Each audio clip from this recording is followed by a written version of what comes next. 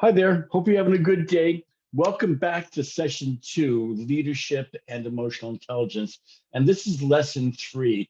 Why is emotional intelligence EQ so important? And it's true, it's extremely important. And these days, it's becoming more and more important out in the real world, right? The industries, if you will.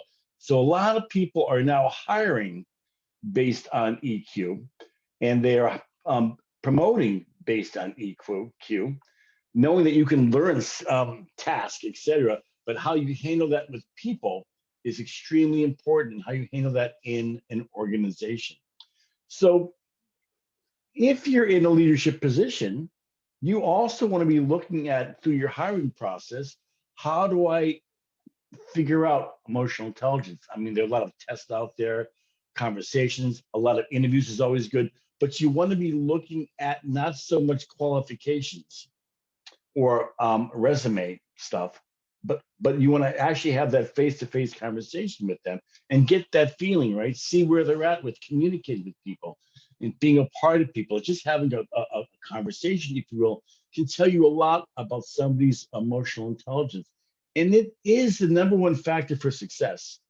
And emotional intelligence being self-awareness being the key to your success and understanding emotional intelligence. So self-awareness and mindfulness is imperative for you to start practicing and witnessing and improving your emotional intelligence. It is what the world is looking at these days. And you want to make sure you improve your EQ because it makes you a better person.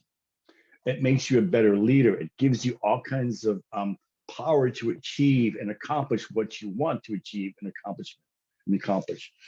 So, so emotional intelligence impacts many things. First of all, it impacts your performance at work, and it allows you to navigate. It allows you to read the tea leaves, if you will, understand culture, understand relationships between other employees, understand situations, understand why somebody might be feeling this in this situation or that in that situation. It is really, really important skill to have as a leader because not only do you need to intervene sometimes, but you need to create the culture, if you will, and the context for people to be able to perform well at work. And that's why emotional intelligence is so important in work. And and a lot of people that don't have the best skills or aren't the brightest, if you will, they do really well at work because they've got a high emotional intelligence. It also impacts your physical health because one of the things about the world and work in general these days is there tends to be a lot of stress sometimes, or we create stress on our own, which is another subject down the road here.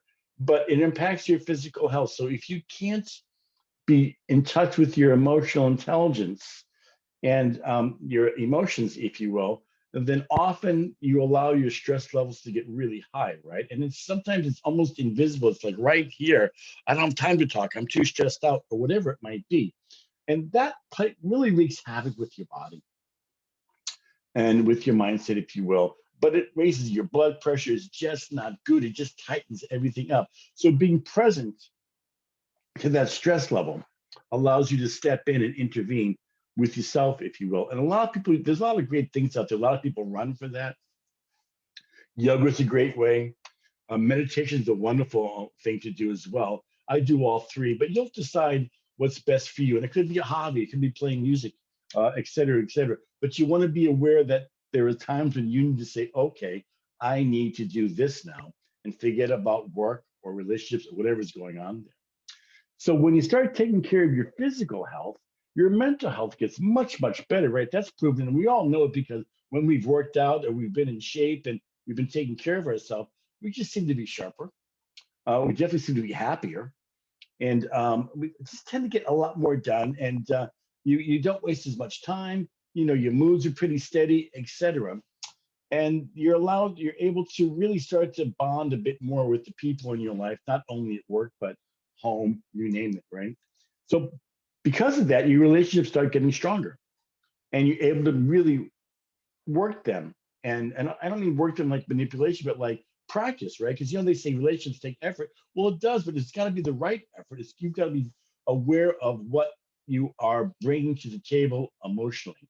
Not easy to do sometimes, right, for some of us, but it's important that self-awareness and mindfulness allows you to see your emotional emotions and your emotional intelligence, and you can make those decisions much wiser than if you aren't practicing emotional intelligence. So you can raise your emotional intelligence, and it takes practice. It is just experiential learning, and you're going to have a lot of experiential learning on this in the next lesson, if you will, on your experiential learning steps and assignments. But it improves five key skills, and you want to look at these five key skills. It is the ability to quickly reduce stress. You want to be able to do that fairly quick because it actually is, there's a lot of control over that stress once you get that much you are adding to the stress and creating the stress, and maybe just it's unnecessary stress, which is true with a lot of us, believe it or not.